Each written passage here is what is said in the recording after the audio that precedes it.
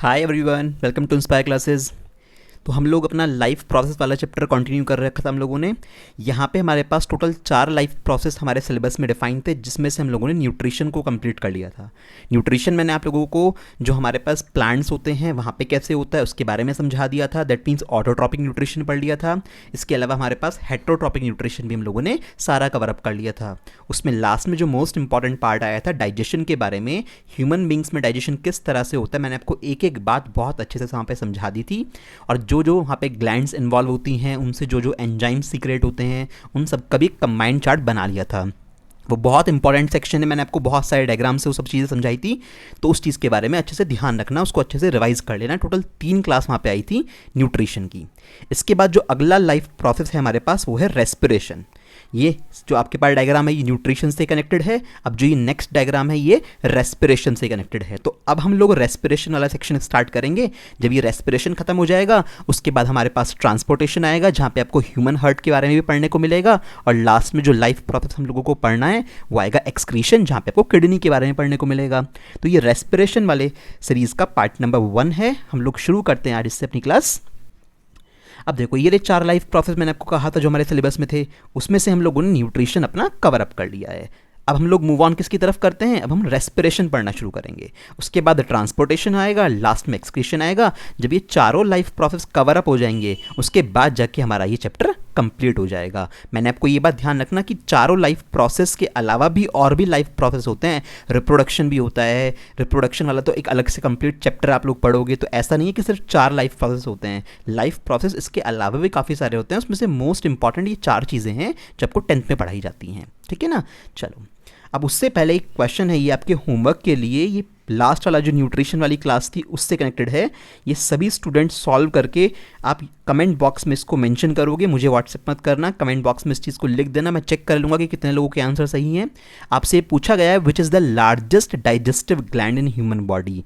हमारी बॉडी में कौन सी ऐसी ग्लैंड है जो लार्जेस्ट डाइजेस्टिव ग्लैंड कहलाती है, ठीक है, और उसका क्या रोल है फूड के डाइजेशन में। तो ये पूरा का पूरे क्वेश्चन का आंसर, इंपॉर्टेंट क्वेश्चन है, इसका आंसर आप लोग कमेंट बॉक्स में मेंशन कर रहे हैं, ठीक है। चलिए अब इसके बाद नेक्स्ट पार्ट में आते हैं हम लोग, रेस्पिरेशन से शुरू करेंगे ना। What is the meaning of respiration. अब सोचो ज़रा, आप लोग खाना खाते हो, हम लोगों ने डाइजेशन पढ़ा, वो खाने के अंदर जितने भी कॉम्प्लेक्स पार्ट्स थे, कार्बोहाइड्रेट, प्रोटीन्स, विटामिन, सारी चीज़ें धीरे धीरे छोटे छोटे पार्ट में ब्रेक डाउन होती हैं। एट लास्ट में हमारे ब्लड स्ट्रीम में वो चीज़ें घुल जाती हैं। दैट मीन्स फाइनली वो एब्जॉर्ब हो जाती हैं हमारी बॉडी के अंदर। और बनता क्या है एट लास्ट में, एट लास्ट में हमारे पास वहाँ पे ग्लूकोज बनता है। हम लोगों को ये अच्छे से पता है, ठीक है। अभी ग्लूकोज तो बन गया, ठीक है, अब ये ग्लूकोज बन गया, बट ये एनर्जी नहीं बनी। हमें तो बॉडी को चलाने के लिए एनर्जी चाहिए, तो हमें क्या करना होगा, इस ग्लूकोज का ब्रेक डाउन करके इससे एनर्जी ऑब्टेन करनी होगी। क्योंकि जब तक बॉडी को एनर्जी नहीं मिलेगी तो बॉडी के डिफरेंट सेल्स अपना फंक्शंस प्रॉपरली कर नहीं पाएंगे। अगर बॉडी के सेल्स फंक्शन परफॉर्म नहीं कर पाएंगे तो हमारी बॉडी नहीं चल पाएगी, और ऑब्वियसली बात है फाइनली ऑर्गेनिज्म की डेथ हो जाएगी। तो रेस्पिरेशन में होता क्या है कि जो ग्लूकोज है उस ग्लूकोज का एक बायोलॉजिकल एक ब्रेकडाउन होता है और फाइनली एनर्जी रिलीज की जाती है, ठीक है। देखो किस तरह से ये डिफाइन किया गया है हमारे पास। It is defined as the process of biochemical oxidation of food. यहाँ पे फूड का ऑक्सीडेशन होता है, बट कुछ केमिकल और बायोलॉजिकल रिएक्शन है जिसके अंडर में प्रोसेस फॉलो होता है, और फाइनली क्या होता है, यहाँ पे एनर्जी रिलीज होती है, ठीक है जी। This energy is required to carry out all life activities in human body. Human body की बात कर लो या फिर किसी और लिविंग ऑर्गेनिज्म की बात कर लो, जो ये रेस्पिरेशन के टाइम पे एनर्जी रिलीज होती है, ये एनर्जी वो पर्टिकुलर ऑर्गेनिज्म अपनी बॉडी के फंक्शंस को कैरी आउट कराने में यूज करता है, ठीक है ना। अच्छा अब देखो एक बेसिक सी कॉमन रिएक्शन है, रेस्पिरेशन को एक डिफाइन करने वाली एक स्टैंडर्ड रिएक्शन यहाँ पे लिखी हुई है। होता क्या है कि रेस्पिरेशन के टाइम पे ग्लूकोज पे अटैक होता है ऑक्सीजन का, यानी ग्लूकोज का मॉलिक्यूल ब्रेक डाउन होगा किसके प्रेजेंस में, ऑक्सीजन के प्रेजेंस में ब्रेक डाउन होता है। उसके बाद जाके कार्बन डाइऑक्साइड और water as a by product बन जाते हैं और फाइनली एनर्जी रिलीज होती है। यही वो एनर्जी है जो हमारी बॉडी के सेल्स अपनी सारी एक्टिविटीज परफॉर्म कराने में यूज करते हैं। तो इस तरह का जो ये रेस्पिरेशन का एक कॉमन प्रोसेस है उसको हम लोग बोलते हैं एरोबिक रेस्पिरेशन। टाइप्स जब आएंगे वहाँ क्लियर करा दूंगा। ये एक जनरल रिएक्शन है कि आपको एक स्टैंडर्ड एक जनरल रिएक्शन लिखने को बोला जाए कि रेस्पिरेशन को एक केमिकल रिएक्शन से डिफाइन करना है, तो उस सिचुएशन में आप ये वर्डिंग्स लिख सकते हो कि सर ग्लूकोज था, ग्लूकोज पे ऑक्सीजन का अटैक हुआ, उससे कार्बन डाइऑक्साइड और वाटर बने, फाइनली एनर्जी रिलीज हो गई। मेरी बात ध्यान रखिएगा, रेस्पिरेशन होने के लिए ग्लूकोज चाहिए ही चाहिए। अगर बॉडी में ग्लूकोज नहीं है ना तो बॉडी के अलग अलग कंपोनेंट किसी भी तरह से अलग प्रोटीन्स को ब्रेक डाउन करके, अमीनो एसिड को ब्रेक डाउन करके ग्लूकोज बनाएंगे ही बनाएंगे। अगर ग्लूकोज नहीं है तो रेस्पिरेशन नहीं हो सकता, और अगर रेस्पिरेशन नहीं होगा तो हमारी बॉडी को एनर्जी नहीं मिलेगी, और अगर एनर्जी नहीं मिलेगी तो वो पर्टिकुलर ऑर्गेनिज्म की कुछ टाइम के बाद डेथ हो जाएगी, क्योंकि उसके बॉडी फंक्शंस वर्क करना बंद कर देंगे। भाई जब एनर्जी सप्लाई नहीं करी तो बेचारा काम कैसे करेगा? ठीक है, तो ये हमारे पास बेसिक रिएक्शन हो गई रेस्पिरेशन की। अब जो ये एनर्जी रिलीज हुई है हमारी बॉडी में, ये एनर्जी स्टोर कहाँ होती है? 9th क्लास में आप लोगों ने पढ़ रखा है एनर्जी करेंसी। क्या पढ़ा था? एटीपी पढ़ा था। तो the energy released during the process of respiration is stored in the form of ATP in mitochondria. Mitochondria जिनको power house of the cell बोलते हैं, हर सेल के अंदर जितने भी यूकेरियोटिक सेल्स होते हैं सब में माइटोकॉन्ड्रिया होते हैं। उन माइटोकॉन्ड्रिया के अंदर एटीपी के फॉर्मेट में एडिनोसिन ट्राइफॉस्फेट, ये फॉस्फेट के 3 मॉलिक्यूल्स का कॉम्बिनेशन होता है। इन एटीपी के फॉर्मेट में वो सारी की सारी एनर्जी आपके पास स्टोर हो जाती है, और जब भी बॉडी को रिक्वायरमेंट पड़ेगी तो वो एटीपी का मॉलिक्यूल ही टूट के एनर्जी को सप्लाई करेगा और एनर्जी की डिमांड को कंप्लीट कर देगा। तो बात समझ में आती है ऊपर ऊपर से भी बेसिक सी कि रेस्पिरेशन में होने क्या वाला है एग्जैक्टली, कि भाई न्यूट्रिशन तक हम जाके ग्लूकोज बना लाए, अब उस ग्लूकोज पे ऑक्सीजन का अटैक करके आप एनर्जी रिलीज कराओगे अपनी बॉडी के अंदर, तभी तो आप सांस लेते हो। आपने सोचा कभी कि आप जो सांस लेते हो, कहते हैं कि जीने के लिए ऑक्सीजन चाहिए हम लोगों को, तो वो ऑक्सीजन क्यों चाहिए भाई? वो ऑक्सीजन इसलिए चाहिए जो आपने खाना खाया है उससे जो ग्लूकोज बना है उस ग्लूकोज के ऊपर वो ऑक्सीजन अटैक करेगी, और तब जाके हमारे पास क्या रिलीज होगी? एनर्जी रिलीज होगी, और ये एनर्जी हमारी बॉडी को चलाएगी। अगर आप सांस नहीं लोगे तो ऑक्सीजन नहीं आएगी, ऑक्सीजन नहीं आएगी तो ग्लूकोज का ब्रेकडाउन कौन कराएगा? ग्लूकोज का ब्रेकडाउन नहीं हुआ तो एनर्जी रिलीज नहीं होगी, एनर्जी रिलीज नहीं होगी तो बॉडी के सेल्स काम करना बंद कर देंगे और इंसान का टिकट कट जाएगा, फाइनली वो मर जाएगा। ठीक है ना? तो ये बहुत बेसिक सी कहानी है। That's why we need the oxygen, इसलिए हमें ऑक्सीजन चाहिए होती है। तो अभी तक मैंने आपको बेसिक बताया रेस्पिरेशन का क्या होता है, तो यहां तक की स्टोरी आप नोट कर लीजिएगा। चलो अब आगे चलते हैं। अब एक कॉमन सा डिफरेंस है, ये इंपॉर्टेंट है। देखो डिफरेंस जितने भी आएंगे डिफरेंस सारे इंपॉर्टेंट है, चाहे मैंने खुद से कराए हूँ चाहे आपको घर से करने को दिए हूँ। डिफरेंस में सबसे बड़े फायदा क्या होता है कि डिफरेंस पढ़ लेने से दो चीज़ों के बारे में एक साथ पता लग जाता है, और डिफरेंस हमेशा इसी तरह से लिख के आने होते हैं, पार्टीशन करके, पैराग्राफ बना के डिफरेंस मत लिख के आया कीजिए कभी भी। ठीक है? तो ब्रीदिंग और रेस्पिरेशन दोनों अलग अलग बातें हैं। रेस्पिरेशन मतलब सिर्फ सांस लेना नहीं होता है, कि ब्रीदिंग तो है ठीक है, सांस लेना होता है। रेस्पिरेशन में सांस लेने के अलावा भी बहुत कुछ होता है। तो ब्रीदिंग एक फिजिकल प्रोसेस है कि आपने एयर अंदर खींची, उसमें से ऑक्सीजन एब्जॉर्ब हो गई, उसमें से बाहर फिर आपने CO2 निकाल दी। ठीक है? कि यानी इनहेलेशन और एक्सहेलेशन का बेसिक प्रोसेस होता है, ये तो फिजिकल प्रोसेस है। रेस्पिरेशन में क्या होगा? रेस्पिरेशन फिजिकल प्रोसेस होने के साथ साथ बायोकेमिकल प्रोसेस भी है, क्योंकि भैया वहाँ पे बहुत सारे एंजाइम्स इन्वॉल्व होते हैं जो उस खाने को ब्रेक डाउन करके एनर्जी रिलीज करते हैं। तो it is both physical and biochemical process involving exchange of gases, gases का एक्सचेंज तो होता ही होता है ब्रीदिंग की तरह यहाँ पे, and oxidation of food, food का भी ऑक्सीडेशन होता है, उस खाने के यानी ग्लूकोज के ऊपर ऑक्सीजन के मॉलिक्यूल्स अटैक करते हैं और फाइनली उनसे एट लास्ट में जाके एनर्जी रिलीज होती है। तो रेस्पिरेशन में ब्रीदिंग इंटरनली इन्वॉल्व होती है ऑलरेडी। ब्रीदिंग के टाइम पे किसी भी टाइप की एनर्जी रिलीज नहीं होती। आपने ऑक्सीजन एब्जॉर्ब करी, CO2 बाहर निकाल दी, कहानी खत्म हो गई। तो किसी तरह की एनर्जी का कोई इन्वॉल्वमेंट ब्रीदिंग में नहीं होता, जबकि रेस्पिरेशन में ऐसा नहीं है। रेस्पिरेशन तो कराई एनर्जी को रिलीज करने के लिए रहे हो, तो रेस्पिरेशन के टाइम पे एनर्जी रिलीज होती है और वो फाइनली कहाँ स्टोर हो जाती है? ATP के फॉर्मेट में स्टोर हो जाती है। अच्छा, ब्रीदिंग के लिए आपको सांस लेने के लिए किसी तरह का कोई एंजाइम चाहिए क्या बॉडी में? तो आंसर है नहीं चाहिए। सिंपल आप लोग ब्रीदिंग कर सकते हो, तो एंजाइम का कोई इन्वॉल्वमेंट नहीं होता ब्रीदिंग प्रोसेस में। जबकि रेस्पिरेशन में बहुत सारे एंजाइम्स इन्वॉल्व होते हैं इंटरनल डिटेल में। हम लोग एंजाइम्स की इंटरनल डिटेल में तो खैर नहीं जाएंगे, क्योंकि इतना डिटेल में 10th क्लास में ये रेस्पिरेशन नहीं है। जब आप बड़ी क्लासेस में 11th में 12th में पहुँचोगे तो वहाँ पे ग्लाइकोलाइसिस की साइकिल्स पढ़ोगे पूरी, क्रेब्स साइकिल पढ़ोगे पूरी, तो वहाँ पे आपको बहुत सारे टाइप के एंजाइम्स देखने को मिलते हैं। तो ध्यान रखिएगा, रेस्पिरेशन को कैरी आउट कराने के लिए, यानी उस ग्लूकोज से एट लास्ट में एनर्जी रिलीज करवाने के लिए बहुत सारे एंजाइम्स इन्वॉल्व होते हैं रेस्पिरेशन के प्रोसेस में। ब्रीदिंग में कोई एंजाइम की रिक्वायरमेंट नहीं होती। ब्रीदिंग जो है सिर्फ एक कुछ सर्टेन ऑर्गन से कनेक्टेड है कि भाई लंग्स हैं, बस लंग्स इन्वॉल्व होते हैं हमारे ब्रीदिंग में, कहानी खत्म। ये आपने नोज से या माउथ से जैसे भी सांस ली वो लंग्स तक पहुंची और वापस CO2 बाद में बाहर निकल गई। तो ब्रीदिंग का कनेक्शन तो सिर्फ सर्टेन बॉडी ऑर्गन से होता है, जैसे एग्जांपल लंग से ब्रीदिंग का कनेक्शन है। जबकि बॉडी का हर एक सेल रेस्पिरेशन परफॉर्म करता है। रेस्पिरेशन में तो पूरी बॉडी का एक एक सेल इन्वॉल्व होता है। क्यों? पूरी बॉडी के हर एक सेल को एनर्जी तो चाहिए ना, एनर्जी चाहिए तो भैया रेस्पिरेशन करना पड़ेगा। रेस्पिरेशन नहीं करोगे यानी ग्लूकोज पे ऑक्सीजन का अटैक करके उसको ब्रेक डाउन नहीं करोगे तो एनर्जी नहीं मिलेगी, वो पर्टिकुलर बॉडी ऑर्गन का सेल खराब हो जाएगा। तो रेस्पिरेशन में तो बॉडी का हर एक सेल इन्वॉल्व होता है। ठीक है, तो ये इंपॉर्टेंट डिफरेंस थे, इसको अच्छे से पढ़ना। चलो अब आते हैं रेस्पिरेशन के टाइप्स पे। जैसे न्यूट्रिशन के मोड्स अलग अलग थे, autotrophic nutrition, heterotrophic nutrition. Autotrophic के अंदर फर्दर सब पार्ट आप लोगों ने पढ़े थे, फोटोसिंथेटिक और कीमोसिंथेटिक। हमारे पास हेट्रोट्रॉपिक के अंदर कई सारे पार्ट थे, होलोजोइक न्यूट्रिशन था, सेप्रोफाइटिक था, पैरासाइटिक था। इसी तरह से रेस्पिरेशन के हमारे पास दो बेसिक पार्ट होते हैं, एक तो होता है एरोबिक रेस्पिरेशन और एक होता है एनएरोबिक रेस्पिरेशन। देखो नाम से कितना क्लैरिटी है। एरोबिक मतलब एक ऐसा रेस्पिरेशन जिसको होने के लिए एयर की प्रेजेंस ज़रूरी है। एनएरोबिक मतलब इसका उल्टा हो गया, ऐसा रेस्पिरेशन प्रोसेस जिसके कैरी आउट कराने के लिए ऑक्सीजन का इन्वॉल्वमेंट ज़रूरी नहीं है। अब आप सोचोगे कि इसका मतलब रेस्पिरेशन के लिए ऑक्सीजन हर बार ज़रूरी नहीं होती, तो आंसर है yes.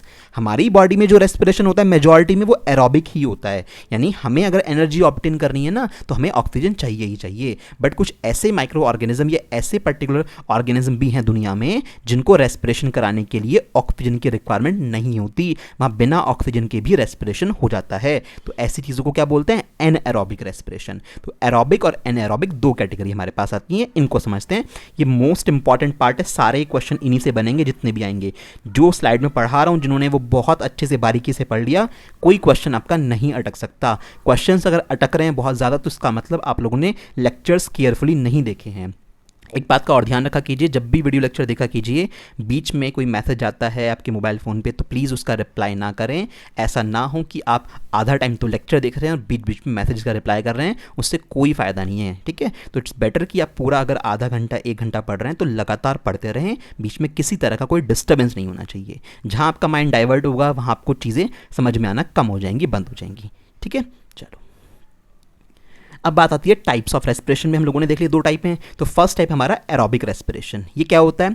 The process in which large amount of energy is release. ध्यान रखिएगा, एरोबिक रेस्पिरेशन के टाइम पे काफ़ी ज़्यादा अमाउंट की एनर्जी रिलीज होती है in the presence of oxygen ही होना है ये प्रोसेस। किस वजह से? ग्लूकोज का ब्रेकडाउन करा के ऑक्सीजन की प्रेजेंस में अगर लार्ज अमाउंट में एनर्जी रिलीज होती है तो उसको हम एरोबिक रेस्पिरेशन बोलते हैं। Reaction is the most important. Reaction तो ये भैया अच्छे से डाइजेस्ट कर जाना अपनी बॉडी में। रिएक्शन तो इतनी इंपॉर्टेंट है, आप सोच भी नहीं सकते कितने क्वेश्चंस यहाँ से बनते हैं। देखो हो क्या रहा है, पूरी कहानी ध्यान से सुनना। ग्लूकोज आपके पास था, ग्लूकोज टूट के बनाता है पायरूवेट। पायरूवेट को कुछ बुक्स में पायरूविक एसिड भी बोलते हैं, वो ठीक है, एक ही बात है। तो ग्लूकोज का ब्रेकडाउन हुआ पायरूवेट में और साथ में कुछ एनर्जी यहाँ पर रिलीज होती है। कितने मॉलिक्यूल से आपको अभी जानने की ज़रूरत नहीं है। तो ग्लूकोज से ब्रेकडाउन होकर क्या बना? पायरूवेट बना। ये एक इंटरमीडिएट कंपाउंड होता है, नाम ध्यान रखिएगा बस।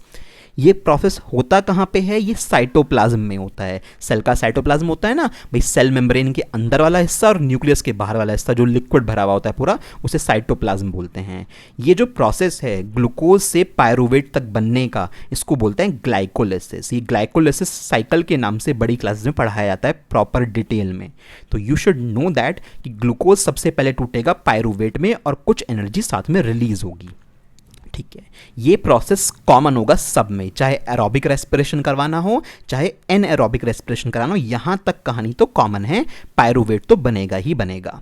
अब इसके बाद की कहानी एरोबिक में अलग हो जाएगी, एनारोबिक में अलग हो जाएगी। एरोबिक में कैसे होती है? अगर पायरूवेट ऑक्सीजन की प्रेजेंस में टूटेगा तो ये प्रोसेस होगा माइटोकॉन्ड्रिया के अंदर। ये लोकेशंस वेरी वेरी इंपॉर्टेंट हैं कि एरोबिक रेस्पिरेशन कराते वक्त पायरुवेट का ब्रेकडाउन जब होता है तो कहाँ होता है, माइटोकॉन्ड्रिया के अंदर होता है। और क्या बनता है, ये एक ग्लूकोज का मॉलिक्यूल था, ध्यान रखना शुरुआत में एक ग्लूकोज की मॉलिक्यूल की कहानी चल रही है ये। तो एक ग्लूकोज का मॉलिक्यूल फाइनली जब ब्रेकडाउन हुआ पायरुवेट में, और पायरुवेट ब्रेकडाउन होता है फाइनली किसमें, 6 मॉलिक्यूल बनते हैं कार्बन डाइऑक्साइड के, 6 मॉलिक्यूल बनते हैं वाटर के, और 38 मॉलिक्यूल्स बनते हैं एटीपी के। तो एनर्जी जो बनी वो याद रखना कितने मॉलिक्यूल्स बने, 38 एटीपी बने। पायरुवेट से ये तीनों चीज़ें बनने का जो प्रोसेस है, that process is described in the form of Krebs cycle. Kreb एक साइंटिस्ट के नाम पे नाम पड़ा है तो क्रेब साइकिल बोलते हैं, अपॉस्ट्रोफी लगा लेना चाहिए। तो क्रेब साइकिल के नाम से प्रोसेस जो होता है, ये भी आपको हायर क्लासेस में डिटेल में साइकिल बनाई जाती है, पूरे 1-2 पेज पे इसका चार्ट आता है। हमें तो सिर्फ ये इंट्रोडक्शन पढ़ना है इस चीज़ का। तो बात समझ में तुम्हें आती है कि पायरुवेट का अगर ब्रेकडाउन ऑक्सीजन की फुल प्रेजेंस में हो और माइटोकॉन्ड्रिया के अंदर वो प्रोसेस होता है तो 6 मॉलिक्यूल ऑक्सीजन कार्बन डाइऑक्साइड के, 6 मॉलिक्यूल वाटर के और 38 मॉलिक्यूल एटीपी के बनते हैं। थोड़ा सा इंटरनल डिटेल सुन लो मेरी बात ध्यान से कि इंटरनली थोड़ा सा होता क्या है। क्या ये 38 एटीपी क्रेब साइकिल में बने हैं, तो आंसर है नहीं। सुनना बात ध्यान से, एक्स्ट्रा थोड़ी सी बात बता रहा हूँ। 2 एटीपी तो पहले यहाँ बन जाते हैं पायरुवेट के साथ साथ, और बाकी के जो 36 एटीपी होते हैं वो क्रेब साइकिल में बनते हैं। तो 2 तो पहले बन गए थे, 36 यहाँ पे बने, तो टोटल कितने हो गए, हो तो 38 गए ना। तो हमें तो याद तो यही रखना है कि हमारे पास एरोबिक रेस्पिरेशन के टाइम पे 38 मॉलिक्यूल्स बनते हैं एटीपी के। ये ध्यान रखना, 38 के 38 एटीपी क्रेब साइकिल में नहीं बने हैं। 2 एटीपी ग्लाइकोलाइसिस के टाइम पे बन गए थे, बाकी 36 क्रेब साइकिल में बने हैं, और तब जाके मैंने टोटल मिला के क्या लिखा है, 38 लिखा है। तो मेक श्योर आपको इंटरनल डिटेल बहुत अच्छे से पता हो। ये बहुत इंपॉर्टेंट इक्वेशन है, इसको 5-5, 6-6 बार लिख के याद क्यों ना करना पड़े, आपको ये याद रखनी है। ऐसी 2-3 और आएंगी, मतलब ऐसे मान लो कि क्वेश्चन जो मल्टीपल टाइम रिपीट होना है ना, मैक्सिमम चांसेस जो उसमें से पूछे जाने के वो यहीं से क्वेश्चन बनेंगे, एरोबिक एनारोबिक की कहानी से। ये आता होगा तो आगे की कहानी अपने आप समझ में आ जाएगी। तो एरोबिक मैंने आपको अच्छे से बता दिया। चलो अब आते हैं एनएरोबिक रेस्पिरेशन पे। सिंपल सी बात है, एनएरोबिक रेस्पिरेशन मतलब ऑक्सीजन की एब्सेंस में होने वाला रेस्पिरेशन। और यहाँ रेस्पिरेशन जब होगा तो यहाँ पे बहुत कम अमाउंट की एनर्जी रिलीज होती है, small amount of energy in the absence of oxygen. कब होना, तो ग्लूकोज का ब्रेकडाउन है, ऑब्वियस सी बात है। तो ग्लूकोज का ब्रेकडाउन अगर कुछ इस तरह से हो कि बहुत कम अमाउंट की एनर्जी रिलीज हो तो उसे बोलते हैं एनएरोबिक रेस्पिरेशन। ये कहाँ होता है, this is very very important. Yeast में एनएरोबिक रेस्पिरेशन होता है, बैक्टीरिया होते हैं कुछ, उनमें एनएरोबिक रेस्पिरेशन होता है, और हमारी मसल्स में भी समटाइम्स एनएरोबिक रेस्पिरेशन होता है। इसको अलग से मैं समझाऊंगा आगे। तो ह्यूमन मसल्स में भी समटाइम्स एनएरोबिक रेस्पिरेशन की डिमांड हो जाती है, तो वहाँ पर भी हमारी मसल्स रेस्पायर करने लगती हैं anaerobically. We will discuss about it later. फिलहाल ध्यान रखिएगा ये दोनों तीनों नाम। इक्वेशन कैसी होगी, आधा पार्ट बिल्कुल कॉमन है, मैंने आपको पहले बताया था। ग्लूकोज का ब्रेकडाउन हुआ पायरुवेट में, एनर्जी 2 एटीपी के मॉलिक्यूल बनते हैं यहाँ पे, साइटोप्लाज्म में ये प्रोसेस होता है, उसको बोलते हैं ग्लाइकोलाइसिस। यहाँ तक कॉमन है। इसके बाद अब ऑक्सीजन की है एब्सेंस, मेरे पास ऑक्सीजन नहीं है, तो ऑक्सीजन नहीं है मेरे पास बिल्कुल भी, तो पायरुवेट का जो ब्रेकडाउन होगा कहाँ होगा, यीस्ट में या बैक्टीरिया में। तो कहाँ होता है ये, यीस्ट या बैक्टीरिया में होगा। ओके, बनता क्या है, अब जब ऑक्सीजन तो है नहीं यहाँ पे, तो सीधी सी बात है CO2 वाटर और 38 एटीपी वाली चीज़ तो बननेगी नहीं यहाँ पे। तो यहाँ पे बनते हैं 2 मॉलिक्यूल CH3 CH2OH। अब नाउ व्हाट इज दिस, अजीब सी चीज़ क्या है, बच्चों को लगता है कि भाई नई सी चीज़ आ गई है, तो भैया ध्यान रखना, CH3 CH2OH जो ये है इसको बोलते हैं एथेनॉल। शराब होती है, बियर होती है ना नॉर्मल शराब जो होती है, अल्कोहल, मतलब एथेनॉल, और यू कैन से अल्कोहल। अपने याद रखने के लिए आप अल्कोहल याद रख लेना। तो ये अल्कोहल होता है, एथेनॉल बोलते हैं, इसका स्टैंडर्ड नेम होता है एथेनॉल। तो CH3 CH2OH 2 मॉलिक्यूल एथेनॉल के बनते हैं, 2 मॉलिक्यूल कार्बन डाइऑक्साइड के बनते हैं, और 2 ही मॉलिक्यूल ATP के बनते हैं। यानी यहाँ पे वाटर वाला मॉलिक्यूल तो निकला ही नहीं। उसके अलावा वहाँ पे देखो एरोबिक रेस्पिरेशन में तो 38 मॉलिक्यूल थे, यहाँ पे तो भैया 2 ही एटीपी, और वो भी 2 कहाँ से आए होंगे, पायरुवेट के ब्रेकडाउन से आए होंगे, क्योंकि यहाँ 2 बन जाते हैं ना। उसका मतलब जब ये पायरुवेट फर्दर ब्रेकडाउन हुआ ऑक्सीजन की एब्सेंस में, तो बस बाकी की क्या चीज़ें बनी, एथेनॉल और CO2 बना। ये 2 एटीपी तो ये पहले वाले ही हैं जो मैंने यहाँ पे लिखे हैं। इस साइकिल का कोई नाम नहीं है, क्रेब साइकिल नहीं है। क्रेब साइकिल मतलब aerobic respiration. Krebs cycle mitochondria के अंदर ही होगा, वहाँ पे 6 ऑक्सीजन के 6 CO2 के मॉलिक्यूल, 6 वाटर के मॉलिक्यूल और 38 ATP बनेंगे, उसी को क्रेब साइकिल बोलते हैं। ये क्रेब साइकिल नहीं होती है, इसलिए मैंने यहाँ पे कुछ लिखा नहीं है। ठीक है, बात समझ में आ गई ना। तो ये याद रखना है क्या एंड प्रोडक्ट बना, एथेनॉल के 2 कार्बन डाइऑक्साइड के और 2 ATP। क्योंकि 2 ही ATP बने हैं सिर्फ, इसलिए मैंने क्या बोला कि यहाँ पे small amount of energy release होती है। ठीक है जी, इसको क्या बोलते हैं, इसको एथेनॉल बोलते हैं। डन। अब ये जो बात आएगी ह्यूमन मसल्स की, एरोबिक रेस्पिरेशन पढ़ लिया, इसकी थोड़ी सी एक्स्ट्रा कहानी होता क्या है कि ये जो एनएरोबिक रेस्पिरेशन और एरोबिक रेस्पिरेशन है, इसमें से जो ये एयर की एब्सेंस में होने वाला एनएरोबिक रेस्पिरेशन है, इसको माइक्रो ऑर्गेनिजम्स में जब ये होता है तो उसे, जैसे यीस्ट में हो रहा है, ये बैक्टीरिया में हो रहा है, तो इसका एक और नाम होता है फर्मेंटेशन बोलते हैं इसको। तो anaerobic respiration is also known as fermentation in micro organism. तो फर्मेंटेशन का अगर तुमसे पूछा जाए डिफाइन करने को, तो एक्चुअलिटी में क्या पूछ रहे हैं, एक्चुअलिटी में वो इसी इक्वेशन के बारे में जानना चाहते हैं। तो ये फर्मेंटेशन ही हुआ है, जब किसी चीज़ का फर्मेंटेशन होता है तो वहाँ पे अल्कोहल ही बनता है। जैसे अंगूर हैं, ग्रेप्स हैं, उनको सड़ा के शराब बनाई जाती है, तो ग्रेप्स में क्या होगा, ग्रेप्स में ग्लूकोज होगा, उसके पहले साइटोप्लाज्म में ब्रेकडाउन होगा उसका, फिर वो पायरुवेट में कन्वर्ट होगा, फाइनली ऑक्सीजन की प्रेजेंस में उस ग्रेप्स को सड़ा देते हैं, तो क्या बनता है, अल्कोहल बनता है ना। तो शराब ऐसे ही बनाई जाती है, या शराब के जितने भी वेरिएंट होते हैं, बियर, वाइन वगैरह, वो सब ऐसे ही बनते हैं, ग्लूकोज को बिल्कुल सड़ा के बनते हैं ऑक्सीजन की एब्सेंस में। तो फर्मेंटेशन बोलते हैं उस प्रोसेस को, ठीक है। अच्छा, नोट वाली बात, हाँ, anaerobic respiration also takes place inside our muscle cells. हमारी मसल सेल्स के अंदर भी एनएरोबिक रेस्पिरेशन हो जाता है कभी कभी। ऐसा कब होता है, जब हम लोग कोई हैवी एक्सरसाइज कर रहे हैं, आप जिम में एक्सरसाइज कर रहे हो, उस सिचुएशन में क्या होगा, our muscle cells can not get sufficient oxygen. भाई आपकी मसल्स, आपने वेट लिफ्ट कर रखा है, आप काफ़ी आधा घंटे से काफ़ी देर से एक्सरसाइज कर रहे थे, तो आपकी मसल्स को ज़्यादा एनर्जी चाहिए उस वेट को लिफ्ट करने के लिए।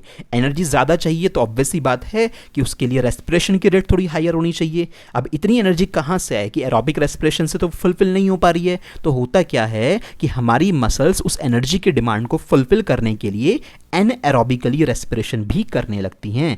तो हैवी एक्सरसाइज के टाइम पे हमारी बॉडी में एनएरोबिक रेस्पिरेशन भी शुरू हो जाता है, और उस टाइप के क्योंकि हमारी मसल्स में हो रहा है, ये पुराने वाला रेस्पिरेशन नहीं है भाई, ऑक्सीजन तो है, ऑक्सीजन की कमी पड़ गई है, क्योंकि जितनी ऑक्सीजन अवेलेबल है उससे जो एनर्जी बन रही है वो हमारी एनर्जी के डिमांड को फुलफिल नहीं कर पा रही है, क्योंकि हम एक्सरसाइज कर रहे हैं हैवी, तो हमें एनर्जी ज़्यादा चाहिए। तो इसलिए एक्स्ट्रा एनर्जी कैसे आएगी, एक्स्ट्रा एनर्जी एनएरोबिक रेस्पिरेशन से आएगी। और जो हमारी मसल सेल्स में एनएरोबिक रेस्पिरेशन होता है वो थोड़ा अलग तरह का होता है। यहाँ तक कहानी बिल्कुल सेम टू सेम, मैं इसे दोबारा रिपीट नहीं करूँगा। पायरुवेट के आगे आइए, अगर ऑक्सीजन की कमी है, यानी ऑक्सीजन बहुत कम है, ना के बराबर ही मान लो, और मसल सेल्स में ये कहानी हो रही है, तो उस सिचुएशन में एथेनॉल नहीं बनेगा भैया, बॉडी के अंदर शराब नहीं बनेगी आपके। क्या बनता है, लैक्टिक एसिड बनता है। This is the important one, फॉर्मूले की रिक्वायरमेंट नहीं है आपको। 2 मॉलिक्यूल लैक्टिक एसिड के बनते हैं, कोई CO2 VO2 कुछ नहीं बनेगी, और 2 ATP के मॉलिक्यूल बनते हैं। एक ग्लूकोज का मॉलिक्यूल जब टूटेगा ना, तो आपको ये 2 एक्स्ट्रा ATP के मॉलिक्यूल बन जाएंगे, जो आपकी उस एनर्जी डिमांड को फुलफिल करेंगे। चलो, इतनी बात समझ में आती है। मसल सेल्स में होगा ऑक्सीजन की कमी के टाइम पे, ठीक है। अब ये जो लैक्टिक एसिड है, इसके बारे में थोड़ी सी बात सुन लो। जब ये लैक्टिक एसिड मसल्स में बनना शुरू होता है ना, तो मसल्स में फैटीग हो जाता है, मसल्स थकना शुरू हो जाती हैं, और आफ्टर सम टाइम आप थक जाते हो। जिम कर रहे हो तो कुछ देर के बाद थकान हो जाती है, वो इसी वजह से होता है क्योंकि आपकी मसल्स में एनएरोबिक रेस्पिरेशन होना स्टार्ट हुआ, जिसकी वजह से लैक्टिक एसिड बनना शुरू हुआ, और लैक्टिक एसिड की प्रेजेंस में मसल्स थकना शुरू हो जाती हैं। ये एक ऐसा एसिड है जो अगर मसल्स में बनना शुरू हो जाए तो मसल्स में थकान होना शुरू हो जाती है। जब आप भागने लगते हो, भागते भागते आपके पैरों की मसल्स, मतलब मुझ पर दर्द होने लगता है, वो थक जाती हैं, या आप लगातार बहुत 5-6 घंटे से लिखे जा रहे हो, आपके हाथ में दर्द हो जाता है, आपके हाथ थक जाता है, तो उसका सिचुएशन क्या होता है, उस सिचुएशन में हमारी बॉडी के मसल्स में लैक्टिक एसिड बनता है, और लैक्टिक एसिड बनने की वजह से ही मसल्स थक जाती हैं और उन्हें रेस्ट चाहिए होता है। अब पूरी एंटायर बॉडी में एक ऐसी लोकेशन है, एक ऐसी जगह है जिसकी मसल्स कभी भी टायर्ड नहीं होती हैं। आपके जन्म से लेके आपके डेथ तक उसकी मसल्स कभी भी टायर्ड नहीं होती हैं। तो ऑब्वियस सी बात है, कौन सी मसल्स होती हैं, हार्ट की मसल्स होती हैं, है ना। तो कार्डिक मसल्स बोलते हैं। तो हार्ट मसल्स जो होती हैं हमारी बॉडी के अंदर, ये मसल्स कभी भी टायर्ड नहीं होती है पूरी लाइफ टाइम में। गॉड ने इस तरह से डिज़ाइन किया है, और ये जो मसल्स हैं इनके अंदर अगर टायर्ड नहीं होती तो कभी भी लैक्टिक एसिड नहीं बनता, क्योंकि अगर कुछ टाइम के लिए लैक्टिक एसिड इन मसल्स में बन गया ना, तो ये रेस्ट मांग लेंगे कि भैया हमें चाहिए आराम, और अगर इन्होंने रेस्ट मांग लिया तो फिर आपको पता ही है क्या होगा। तो यहाँ पे हार्ट की जो मसल्स हैं हमारे पास, ये एक ऐसी मसल्स है पूरी बॉडी की जहाँ पे लैक्टिक एसिड कभी नहीं बनता। बाकी आपकी पूरी बॉडी की हर एक मसल्स में लैक्टिक एसिड बनता है, बॉडी का हर एक पार्ट आपका टायर्ड हो जाता है आफ्टर सम टाइम। तो ये पूरी कहानी मैंने आपको ये भी समझा दी, ठीक है। चलो, अब एक ये क्वेश्चन आपकी एनसीईआरटी में है, दिस हैज़ बिन आस्क्ड, कम से कम ऐसे मान के चलिए 8 to 9 टाइम्स ये बोर्ड एग्जाम्स में अलग अलग तरह से पूछा जा चुका है। ये कुछ नहीं है, ये तीनों जितनी कहानी पड़ी है ना उसका समराइज फॉर्मेट है, ये आपके एनसीईआरटी में भी दे रखा है। What are the 3 different pathways for the breakdown of glucose molecule. वो पूछना चाहते हैं ग्लूकोज के मॉलिक्यूल को तोड़ने के 3 अलग अलग रास्ते बनाए के, मतलब समझा दीजिए। 3 तो पढ़े हैं आपने, तीनों के तीनों देख लो। ग्लूकोज सबसे पहले साइटोप्लाज्म के अंदर पायरुवेट में कन्वर्ट होगा, जिसको पायरुविक एसिड भी बोलते हैं, और एनर्जी की थोड़ी सी रिलीज होती है यहाँ पे। This process is known as glycolysis. Glucose का ब्रेकडाउन ग्लाइकोलिसिस, ग्लाइको मतलब ग्लूकोज, लाइसिस मतलब ब्रेकडाउन होना। तो ग्लूकोज टूट जाता है साइटोप्लाज्म में पायरुवेट के अंदर। अब यहाँ से कहानी अलग अलग चलना शुरू हो जाती है। अगर ऑक्सीजन की प्रेजेंस है फुल, तो वो प्रोसेस होता है माइटोकॉन्ड्रिया के अंदर, और जिससे 6 कार्बन डाइऑक्साइड की मॉलिक्यूल बनते हैं, 6 वाटर के मॉलिक्यूल बनते हैं, और 38 एटीपी के मॉलिक्यूल्स बनते हैं। इस प्रोसेस को बोलते हैं क्रेब साइकिल, जहाँ पे से 36 तो क्रेब साइकिल से आए मॉलिक्यूल, 2 यहाँ से बनने थे हमारे पास, तो टोटल 38 हो गए। तो ये क्रेब साइकिल वाला प्रोसीजर हो गया। इसके अलावा अगर ऑक्सीजन की एब्सेंस है तो वो प्रोसीजर होता है यीस्ट के अंदर। तो यीस्ट में एनारोबिक रेस्पिरेशन हुआ यहाँ पे, जिसको फर्मेंटेशन भी बोलते हैं। यहाँ पे एथेनॉल बना, 2 मॉलिक्यूल एथेनॉल के बने, CH3 CH2OH जिसको बोलते हैं। ये सब सीख जाओगे केमिस्ट्री के अंदर, पूरी ऑर्गेनिक केमिस्ट्री आपको पढ़ानी है मुझे। तो यहाँ पे इसके बाद 2 मॉलिक्यूल CO2 के बनते हैं, और 2 मॉलिक्यूल ATP के, तीनों 2-2-2-2 बन रहे हैं, ठीक है। कम एनर्जी रिलीज हुई है। इसके अलावा क्या हुआ, हमारी मसल सेल्स में अगर ये प्रोसेस हो तो ऑक्सीजन की कमी की वजह से ये मसल सेल्स में एनारोबिक रेस्पिरेशन होता है, तो वहाँ पे 2 लैक्टिक एसिड के मॉलिक्यूल्स बनते हैं और 2 ATP के मॉलिक्यूल्स बनते हैं। अगर आपसे एरोबिक रेस्पिरेशन पूछा जाए तो आप ये इक्वेशन लिखोगे, एनारोबिक पूछा जाए तो ये लिखोगे, और सपोज वो बॉडी सेल्स के अंदर बोलें कि बॉडी सेल्स क्यों थक जाती हैं या उनके अंदर लैक्टिक एसिड का फॉर्मेशन कैसे होता है, तो ये लिखोगे। बट यहाँ पे तीनों डिफरेंट पाथवेज पूछें तो कोई पूरा कंप्लीट चार्ट इसी फॉर्मेट में बना के आना होता है। कोई थ्योरी नहीं चाहिए, ये अपने आप में सेल्फ एक्सप्लेनेटरी है। सब कुछ यहाँ पे मैंने मेंशन कर दिया है। This is the very very important. मैं अगेन बोल चुका हूँ, 8 to 9 टाइम्स ये अलग अलग तरह से क्वेश्चन बना के लैंग्वेजेस चेंज करके पूछा जा चुका है, ठीक है। तो ये एक समराइज फॉर्मेट में सारी कहानी आपको समझ में आ गई, ठीक। रेस्पिरेशन का बेसिक मैंने पढ़ा दिया तुम्हें। अब इतना पढ़ने के बाद तो भैया एक क्वेश्चन तो बनता है अब आपके लिए। क्वेश्चन ज़रूर कर लिया कीजिए, जितने भी होमवर्क के लिए देता हूँ ऐसा ना हो कि क्वेश्चन छूटे हैं। आपके NCERT का क्वेश्चन है, what are the differences between aerobic and anaerobic respiration. कम से कम कितने डिफरेंस लिखोगे, 6 डिफरेंस लिखोगे, ठीक है भाई, 6 डिफरेंसेस लिखोगे आप कम से कम इनके बीच में। और क्या पूछे, name some organisms that use the anaerobic mode of respiration. कुछ ऑर्गेनिज्म के नाम लिख देना जिसमें एनएरोबिक रेस्पिरेशन होता है, पढ़ा दिया भाई मैंने, तो कोई दिक्कत नहीं है इसको। तो आप ये पूरा क्वेश्चन अटेम्प्ट करोगे खुद से, अपनी नोटबुक में इसको आंसर करोगे। चलो, अब फाइनली रेस्पिरेशन का बेसिक सारा पढ़ लिया, सब पढ़ लिया बेसिक बातें। अब आते हैं कि रेस्पिरेशन होता कैसे है फाइनली। तो respiration in different living organism, ये हमारी नेक्स्ट हेडिंग हो गई। अब रेस्पिरेशन हो, न्यूट्रिशन हो, ट्रांसपोर्टेशन हो, एक्सक्रीशन हो, आपको प्लांट में भी पढ़ना है, एनिमल में भी पढ़ना है। तो रेस्पिरेशन इन प्लांट्स और रेस्पिरेशन इन एनिमल्स। जब रेस्पिरेशन इन प्लांट्स की बात आएगी तो प्लांट के तीनों पार्ट, उसकी रूट्स, उसके स्टेम और उसकी लीव्स, सब में रेस्पिरेशन होता है। वो अलग अलग रेस्पिरेशन परफॉर्म करती हैं। तो इन तीनों के अंदर कैसे वो गैसेज एक्सचेंज हो रहा है, O2 CO2 का लेन देन होता है, तो उसको पढ़ेंगे। बहुत ज़्यादा नहीं है, थोड़ा थोड़ा तीनों के बारे में, बहुत डिटेल में नहीं है। यहाँ से MCQ है, 1 आधा नंबर का क्वेश्चन ही एग्जाम में बनेगा और कुछ नहीं बनता। मेजॉरिटी में क्वेश्चन कहाँ से बनते हैं, या यहाँ से बनते हैं। जहाँ पे एनिमल्स की बात आ जाएगी तो रेस्पिरेशन एक्वेटिक एनिमल कैसे करते हैं, पानी में रहने वाले। टेरेस्ट्रियल एनिमल मतलब जो ज़मीन पे चलते हैं वो एनिमल्स, वो कैसे रेस्पिरेशन करते हैं। और इसी के टेरेस्ट्रियल एनिमल में हम लोग भी तो पानी में थोड़ी ना रहते हैं, हम भी तो टेरेस्ट्रियल में आते हैं। तो इनमें से भी एक स्पेसिफिक कैटेगरी अलग से बना दी कि ह्यूमन बींग्स में रेस्पिरेशन कैसे होता है। तो ये ज़्यादा डिटेल में कौन सा आएगा, सबसे ज़्यादा डिटेल में लास्ट वाला सेक्शन ही आपको पढ़ना है। ऑब्वियस सी बात है, इंसानों के बारे में बात है तो ज़्यादा डिटेल में पढ़नी ज़रूरी होती है। तो ये बेसिक चार्ट हुआ हमारे पास जो आपको समझा देगा कि एग्जैक्टली पढ़ने के वाले हैं। अब शुरू करते हैं रेस्पिरेशन इन प्लांट्स से। अब प्लांट्स की रेस्पिरेशन की बात करें तो भैया प्लांट्स को भी तो रेस्पिरेशन करना पड़ेगा, प्लांट्स को भी तो एनर्जी चाहिए। आप कहोगे सर प्लांट्स ने तो फोटोसिंथेसिस करा लिया था। मेरे को एक बात बताओ, फोटोसिंथेसिस का जो एंड प्रोडक्ट होता है वो क्या होता है। फोटोसिंथेसिस में हमारे पास CO2 यूज़ करता है प्लांट, वाटर यूज़ करता है, क्लोरोफिल और सनलाइट की प्रेजेंस में रिएक्शन होती है, ग्लूकोज बनता है नहीं बनता है। अब ग्लूकोज का क्या करेगा, उसे तो एनर्जी चाहिए ना, तो ग्लूकोज का ब्रेकडाउन तो कराना पड़ेगा ना। ग्लूकोज का ब्रेकडाउन होगा ऑक्सीजन की प्रेजेंस में। तो भैया प्लांट्स में फोटोसिंथेसिस के साथ साथ रेस्पिरेशन भी होता है। अब कब होता होगा, दिन में तो फोटोसिंथेसिस करने में लगे रहते हैं प्लांट, तो डे टाइम में दोनों रिएक्शन होती हैं, फोटोसिंथेसिस भी होता है साथ साथ रेस्पिरेशन भी होता है। फ़र्क इतना है कि दिन के टाइम पे photosynthesis as a major event ज़्यादा अमाउंट में होता है और रेस्पिरेशन थोड़ा कम अमाउंट में होता है। रात के टाइम पे सन चला जाता है तो फोटोसिंथेसिस तो पूरी तरह बंद हो गया। अब नाइट टाइम पे सिर्फ क्या रह जाता है, रेस्पिरेशन। तो नाइट टाइम पे प्लांट्स हमारी तरह से ही ऑक्सीजन को एब्जॉर्ब करते हैं, अपना ग्लूकोज को के मॉलिक्यूल को तोड़ तोड़ के अपना एनर्जी ऑब्टेन कर लेते हैं और फिर CO2 को बाहर छोड़ देते हैं। तो प्लांट भी हमारी तरह से ऑक्सीजन लेके CO2 निकालते हैं रेस्पिरेशन के टाइम पे। बट अब आप कहने लगो फिर तो पूरे एनवायरनमेंट में CO2 ही हो जाएगी, ऐसा क्यों नहीं होता? तो प्लांट्स बेचारे, उनकी एनर्जी की रिक्वायरमेंट बहुत कम होती है। वो हम इंसानों की तरह थोड़ी ना कि इतनी सारी ऑक्सीजन एब्जॉर्ब कर लेते हैं और बहुत सारी CO2 छोड़ते हैं। प्लांट्स बहुत थोड़ी सी ऑक्सीजन एब्जॉर्ब करते हैं और बहुत थोड़ी सी CO2 बाहर निकालते हैं, क्योंकि प्लांट्स की जो रेट ऑफ रेस्पिरेशन होती है ये बहुत स्लो होती है किसी और एनिमल के कंपैरिजन में, क्योंकि प्लांट्स को एक जगह से दूसरी जगह पे चलने की तो ज़रूरत है नहीं, तो उनकी एनर्जी रिक्वायरमेंट काफ़ी कम होती है। तो जो लास्ट वाला पॉइंट है ये क्वेश्चन का आंसर है अपने आप में, ठीक है ना। तो प्लांट्स की एनर्जी डिमांड एनिमल से कम होती है, इसलिए उनमें रेस्पिरेशन बहुत धीरे धीरे होता है। बट मेरी बात ध्यान रखिएगा, दिन के टाइम पे फोटोसिंथेसिस भी होता है, रेस्पिरेशन भी होता है। कौन सा मेजर इवेंट होगा? Photosynthesis as a major event होगा, रेस्पिरेशन थोड़ा कम होगा। रात के टाइम पे रेस्पिरेशन मेजर मतलब एज अ मेजर पार्ट होता है। Plants need energy to grow and perform their function. अपना काम चलाने के लिए, खुद को ग्रो करने के लिए, अपने बॉडी फंक्शन परफॉर्म करने के लिए एनर्जी चाहिए उन्हें भी। और ये एनर्जी कहाँ से ऑब्टेन करेंगे? रेस्पिरेशन से ऑब्टेन करेंगे।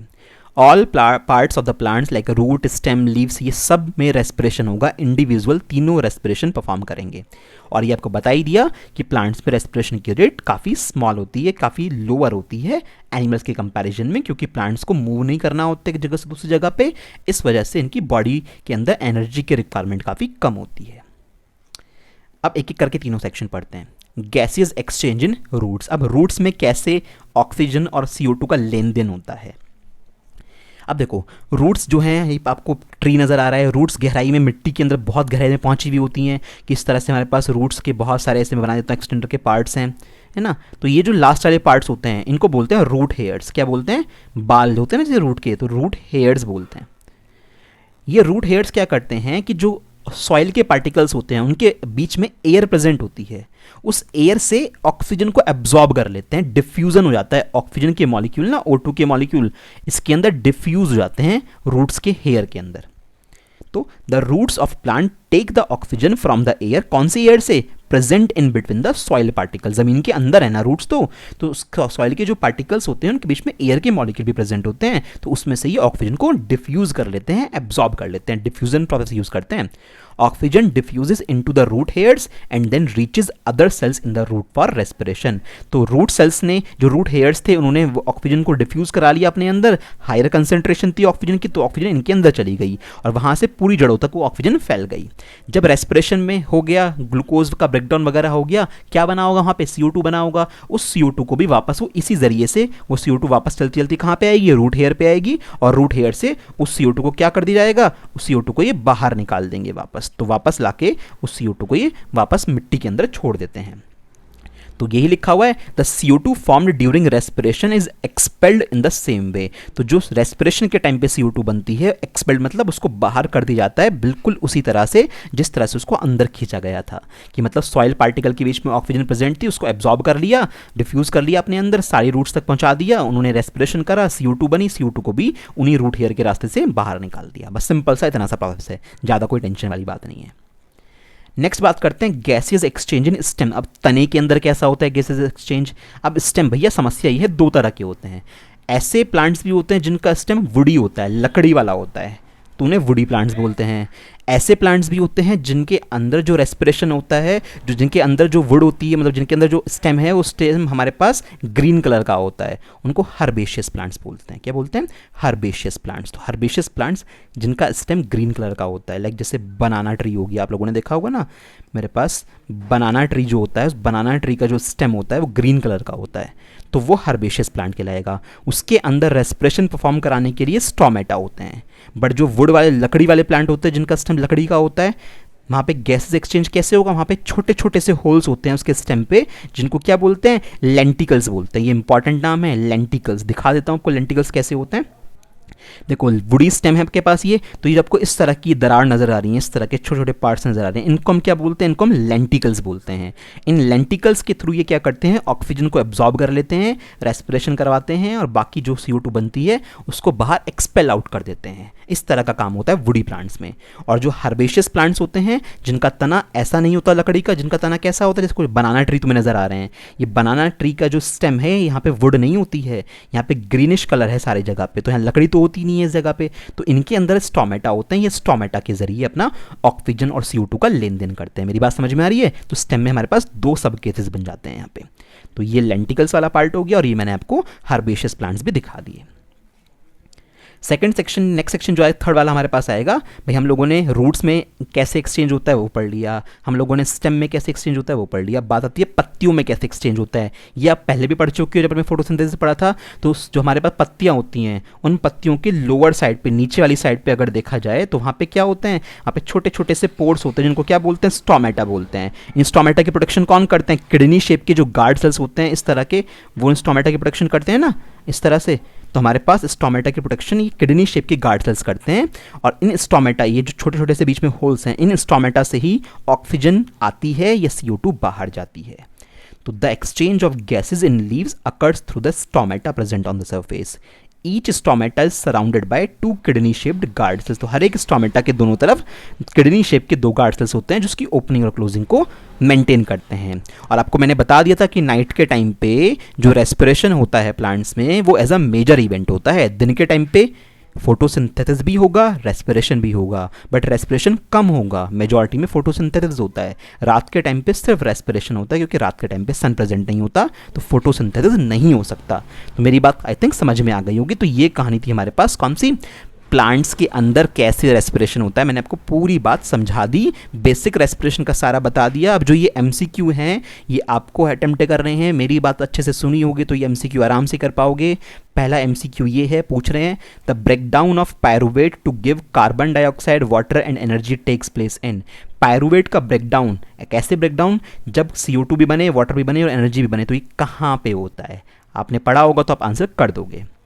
अगला question, the site for both aerobic and anaerobic respiration. एक ऐसी जगह जहाँ पे एरोबिक रेस्पिरेशन भी होता है, एनएरोबिक रेस्पिरेशन भी होता है, तो वो कॉमन प्लेस इनमें से कौन सा होता है। ठीक, ये करोगे। कोई समझ ना आए, डाउट हो तो व्हाट्सएप मुझे कर देना स्क्रीनशॉट लेके, बट पहले कोशिश तो करो इनको करने की। In which part of the cell does Krebs cycle takes place. Krebs cycle कौन से हिस्से में होती है सेल के, तो वो आपसे पूछा गया है, आराम से बता दोगे। इसके बाद the conversion of pyruvic acid into lactic acid और एथेनॉल। पायरुविक एसिड जिसको पायरुवेट बोलते हैं वो एक ही चीज़ है, लैक्टिक एसिड में चेंज हो रहा हो ये या फिर एथेनॉल में चेंज हो रहा हो एनारोबिक के टाइम पे, क्योंकि दोनों ही एनारोबिक होते हैं। लैक्टिक एसिड तब बनता है जब ये रिएक्शन मसल सेल्स में होती है, एथेनॉल तभी बनता है जब ये माइक्रो ऑर्गेनिज्म में होती है। तो ये क्या पूछा है कि पायरुविक एसिड से इन दोनों में से किसी का बनना takes place in which organelle. तो ये कहाँ होता है, ऑर्गेनल का नाम पूछा। देखता हूँ इसका आंसर कितने लोग करोगे। मैंने ऑर्गेनल आई थिंक नहीं बताया है, आप लोग ढूंढोगे कि ये ऑर्गेनल कौन सा होता है, ध्यान रखना।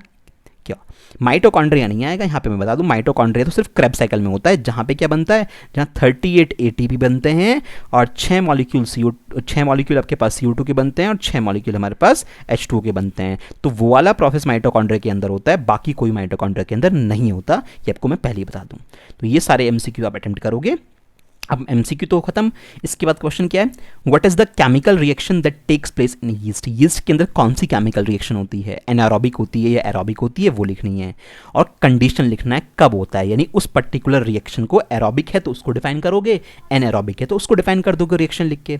फिर पूछा है respiration is a slow process in plants, why, पढ़ा दिया था पूरा का पूरा। तो भैया क्वेश्चंस इसलिए देता हूँ ज़्यादा ताकि आपकी प्रैक्टिस हो पाए। जो होमवर्क के क्वेश्चंस होते हैं इनका आंसर रफ में लिखा कीजिए, ऐसा ना हो क्वेश्चन पढ़ लिए कि ये तो हो गया, एग्जाम में बेटा आंसर नहीं लिख के आ पाओगे। नहीं तो आंसर अगर सही से फ्रेम नहीं कर पाए ना, तुम्हें पता कुछ और होगा, तुम लिख के कुछ और आओगे, सारी कहानी ऐसी की ऐसी धरी रह जाएगी। तो इट्स बेटर कि जो तुम्हें होमवर्क से क्वेश्चन दिए जाएँ उनको रफ नोटबुक में लिख के देखा कीजिए कि हाँ ये आंसर जस्टिफाई भी हो रहा है नहीं हो रहा है, कहीं पे डाउट होता है तो मुझे एक बार सेंड कर दो आंसर, सो दैट चेक हो जाए कि हाँ हमने कैसा लिखा है।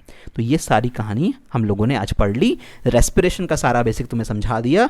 मेन बात है मीनिंग समझ में आना चाहिए, चीज़ों को रट्टा नहीं मारना है, अंडरस्टैंडिंग डेवलप करनी है, क्योंकि जब अंडरस्टैंडिंग डेवलप हो जाएगी तो आगे की चीज़ें आपको समझ आना शुरू हो जाएंगी सारी की सारी।